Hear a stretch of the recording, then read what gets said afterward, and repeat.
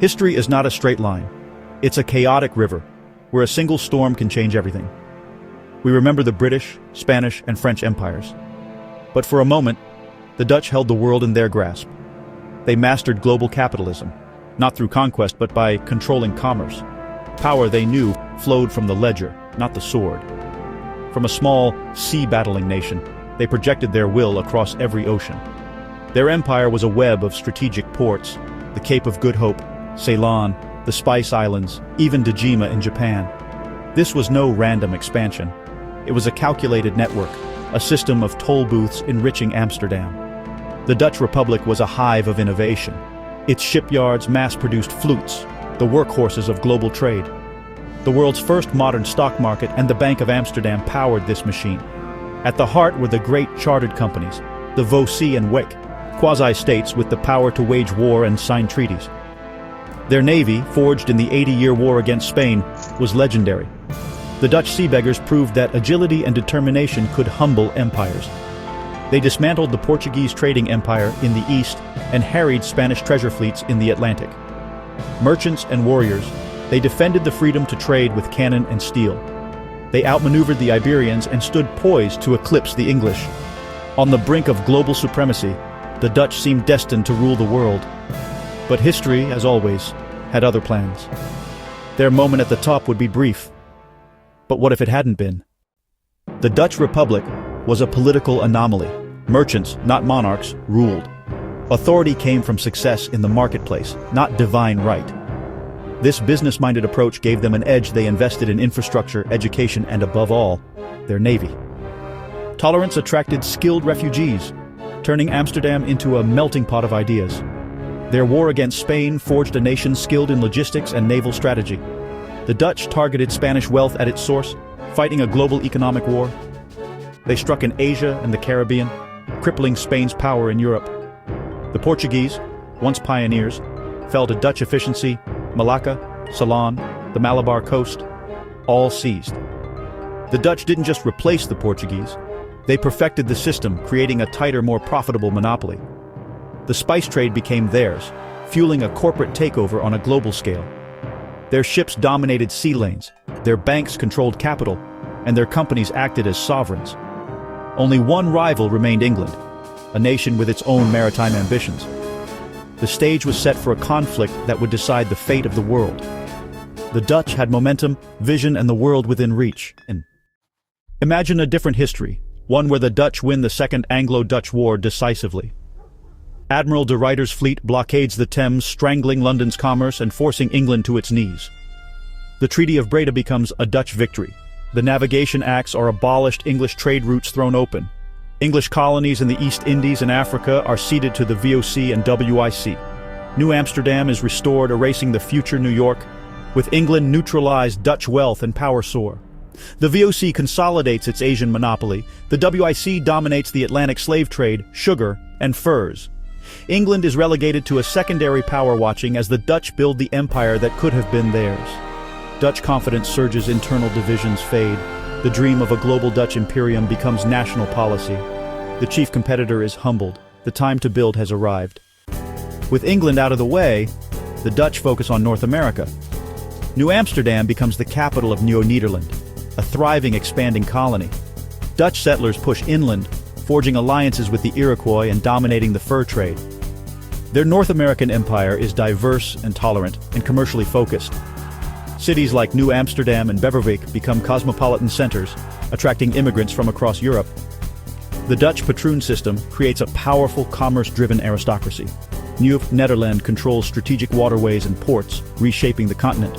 The Dutch victory signals a new global hegemon. Other European powers negotiate rather than fight. The Dutch secure trading rights across Europe and the Ottoman Empire. The guilder becomes the world's reserve currency. With new confidence, the Dutch revived the Groot de Seine, the Grand Design.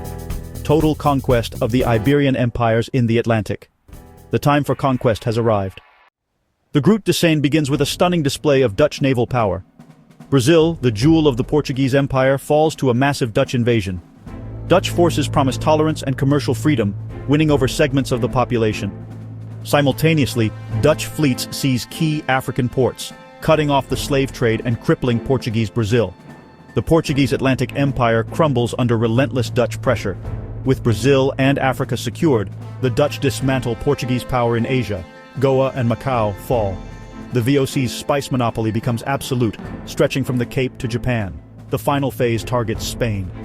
Dutch fleets seize Buenos Aires, the Strait of Magellan, and key Caribbean islands. Spanish treasure fleets are captured or rot in port. The flow of American silver to Spain is cut to a trickle. The Dutch have redrawn the map of global power. The world's wealth now flows to Amsterdam. The Dutch Empire is at its zenith. The Spanish Empire, vast but brittle, collapses under Dutch assault. Sea lanes are severed. Silver revenues dry up.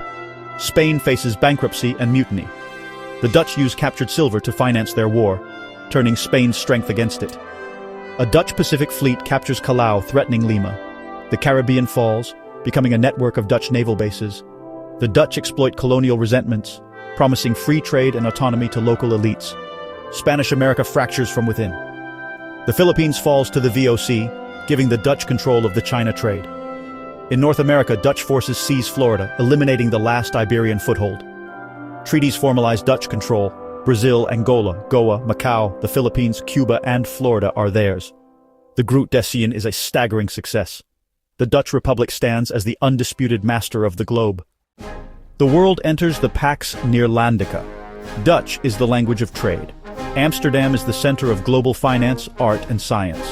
The Dutch Empire is a tapestry of colonies, protectorates, and trading posts, run with corporate efficiency. In India, the Dutch secure monopoly rights over key goods, playing local rulers against each other. The British East India Company remains a minor player. North America is transformed. New Netherlands stretches from Chesapeake Bay to the St. Lawrence. English colonies are isolated, subordinate enclaves. Many settlers migrate to Dutch territories. The continent becomes a multicultural Dutch-led federation. Immense wealth funds public works, universities, and scientific expeditions. Dutch cartographers and naturalists explore the globe. Artists and scholars thrive in an extended golden age. The University of Leiden leads the world in science and law. The Dutch Empire is the intellectual and cultural heart of the planet. Ruling the world proves harder than conquering it. The Dutch Empire is vast but fragile, dependent on long sea lanes and a sprawling bureaucracy. Rising costs and constant resistance in the colonies eat into profits. The promise of commercial freedom often masks harsh exploitation, breeding resentment. The Dutch lack the ideological glue of their rivals. Their rule is transactional. Uprisings in Brazil and the Spice Islands become frequent and costly. At home, wealth breeds complacency and corruption. The regent class ossifies into an oligarchy. Social mobility fades. A new elite of pepper sacks emerges. The virtues that built the empire begin to erode. Meanwhile, a new threat rises in Europe. The Dutch have created a power vacuum, and nature abhors a vacuum. While they built a global empire, another nation has been consolidating power at home. A new, more dangerous rival is on the move. The new rival is France, ruled by Louis XIV, the Sun King. While the Dutch ruled the seas, France built the most powerful army in Europe. Louis dreams of a French global empire to rival the Dutch. The clash is stark absolutist monarchy versus Republican Federation conquest versus commerce. France builds a navy, launches chartered companies, and pushes into North America and India. French explorers encircled Nieuw-Nederland, challenging Dutch alliances. The Dutch, strong at sea but weak on land, face a perilous new threat. Their defenses are no match for France's professional armies. The Republic is a global giant with a vulnerable heart. An attack on the Netherlands could topple the entire empire. The Dutch divert resources to build a land army. Tension mounts as French armies mass on the border. The world holds its breath. The Pax Neerlandica is ending. The shadow of the Sun King falls across Amsterdam, and the future hangs in the balance.